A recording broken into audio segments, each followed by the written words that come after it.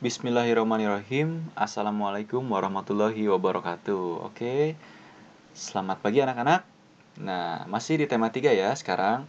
Masih di subtema 2, wujud benda. Nah, pembelajaran ketiga. Nah, anak-anak, kemarin kan kita sudah belajar di sekolah ya, yaitu tentang wujud benda. Nah, coba nih, masih ingat kan? Wujud benda itu ada apa saja? Ada 3 ya. Yang pertama, wujud benda padat, benda cair, dan benda gas. Oke, kita ambil wujud benda padat ya. Nah, benda padat. Salah satu wujud benda antara lain yaitu padat ya.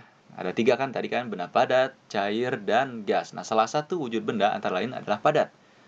Banyak sebetulnya contoh benda padat di sekitar kita. Banyak sekali ya. Kemarin kan sudah disebutkan ya yang di sekolah. Benda padat itu apa saja. Nah, di sini ada nih contohnya batu, pensil, dan kursi. Nih, batu, pensil, dan kursi merupakan benda padat. Mengapa benda-benda tersebut digolongkan sebagai benda padat? Mengapa? Oke, nah jadi begini ya. Benda padat ini mempunyai sifat, anak-anak nih. Mempunyai sifat, ada 3 sifat benda padat. Yang pertama, apa ini? Bentuknya tidak berubah walaupun berpindah tempat. Nah, jadi gini contohnya ya. Misalkan kita di sekolah nih ada meja.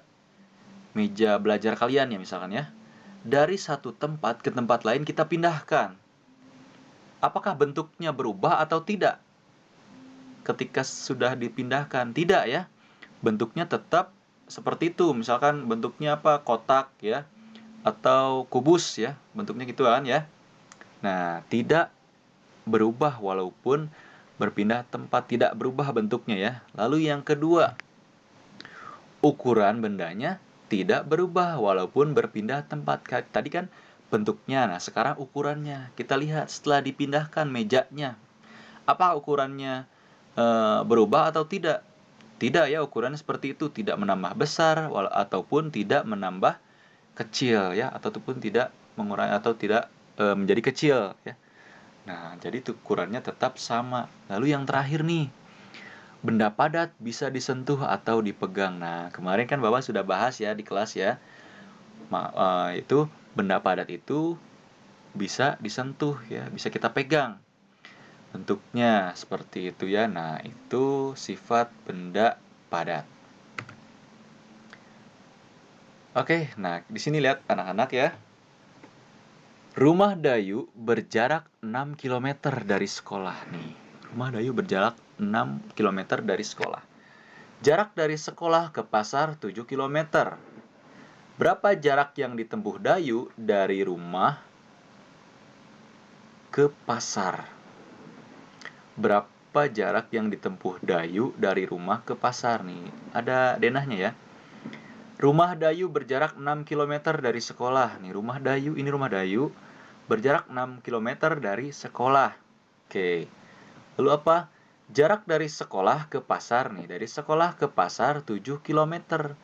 Nah, sekarang yang ditanya, berapa jarak yang ditempuh Dayu dari rumah ke pasar? Ini dari rumah ke pasar, berapa jaraknya? Bagaimana cara pengerjaannya? Nah, seperti ini nih. Jadi jarak yang ditempuh Dayu dari rumah ke pasar. Jadi dari rumah ke pasar, ini kan 6 km dan 7 km. Dijumlah anak-anak nih. Ditambahkan ya, 6 km ditambah 7 km sama dengan berapa? 13 km. Nah, seperti itu ya. Oke, kita lihat pada soal nih. Kalian bisa sambil melihat pada buku tema 3 halaman 94 sampai 86 ya. 94 sampai 86. Ada soal nomor 1. Udin dan Beni akan berlomba lari. Jarak yang akan ditempuh 350 meter. Ingat ya, ini diucapkannya meter. Lomba pun segera dimulai. Saat Udin telah sampai ke garis akhir, Beni baru menempuh 200 meter. Berapa meter sisa jarak yang harus ditempuh Beni sampai ke garis akhir? Nah, jarak yang akan ditempuh kan 350 meter ya. Nah, jarak yang harus ditempuh Benny sampai ke garis akhir adalah seperti ini caranya. Nah, 350 meter yang ini ya, 350 meter dikurangi 200 meter. Tadi kan ditambah. Nah, kalau sekarang pengerjaannya dikurangi. Maka hasilnya berapa? 350 meter dikurangi 200 meter. Hasilnya 150 meter. Nah, jadi jarak yang harus ditempuh Benny sampai ke garis akhir adalah 150 meter lagi.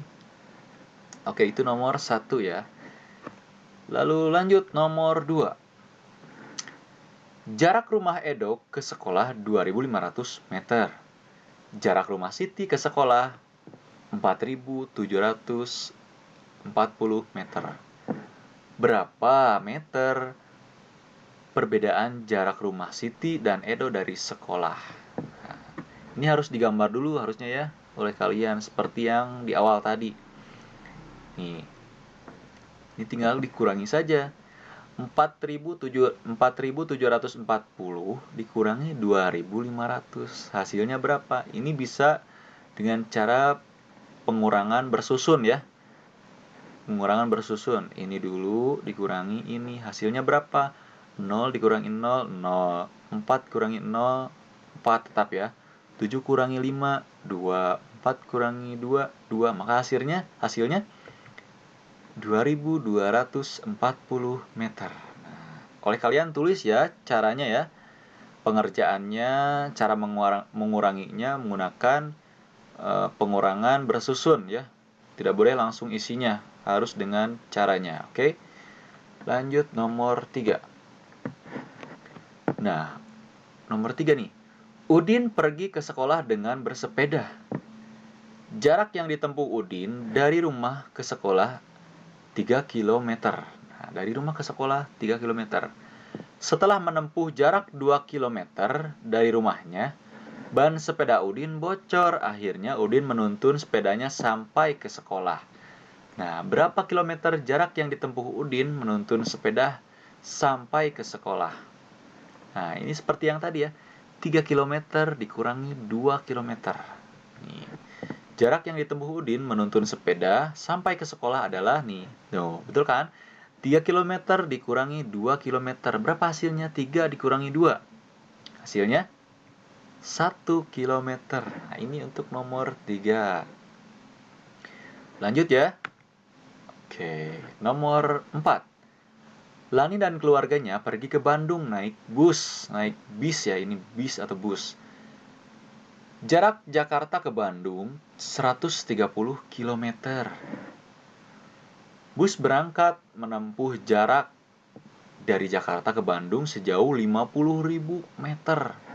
Berapa kilometer sisa jarak yang harus ditempuh bus tersebut? Nah, di sini lihat. Satuannya ini kilometer. Yang ini 50 meter. Ini 130 kilometer ya, satuannya kilometer.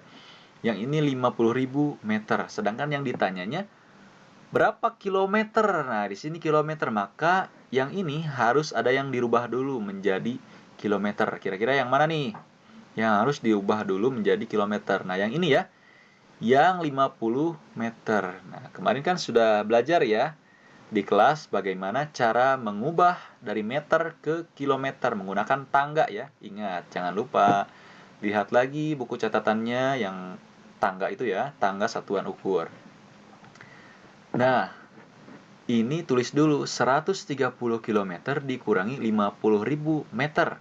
Nah, kita yang meter ini kita ubah dulu menjadi kilometer. 50 meter sama dengan berapa kilometer? Nah, mudah ya. Dari meter ke kilometer itu 1000. Maka dari meter lihat ke kilometer 10, 100, 1000. Nah, kan setiap naik satu tangga dibagi 10 ya. Ini dibagi 10, dibagi 10, dibagi 10, maka 1000 jumlahnya ya. Kalau 1000 itu nolnya berapa? 3 kan? Nah, maka dihilangkan. Kata Bapak kemarin ya di kelas. Dihilangkan 3. 50 atau dibagi 1000. 50.000 dibagi 1000. Hasilnya berapa? 50. Nah, tuliskan 50. Maka 130. Nah, 130 km dikurangi 50 km, hasilnya berapa? 80. Nah, ini 80 ya. Nah, ini untuk soal nomor 4. Kalian tulis dengan caranya ya, jangan isinya saja. Harus ditulis dengan caranya, supaya kalian mengerti ya, cara pengerjaannya seperti ini. Oke, nomor 5. Nah, bantulah Siti menentukan jarak dari rumah ke sekolah. Jarak rumah Siti ke sekolah 3 kali jarak dari rumah ke pasar. Nih, rumah ke pasar berapa? Jaraknya 100 meter ya. Jarak dari pasar ke rumah 100 meter. Berapa jarak yang harus ditempuh Siti dari rumah ke sekolah? Nih, dari rumah ke sekolah ini 3 kali jaraknya dari rumah ke pasar. Nah, ini sudah jelas ya, 3 kali. Maka harus ada yang dikali. Nah, berapa? Ya ini 100 meter nih. Dari rumah ke pasar 100 meter dikali 3. Ini kan 3 kali. Dikali 3 berapa? 100 dikali 3. Gampang ya, lihat aja ininya. 1 dikali 3. 3. Tinggal tambah nolnya 2. Maka jadi 300. Oke, seperti itu ya.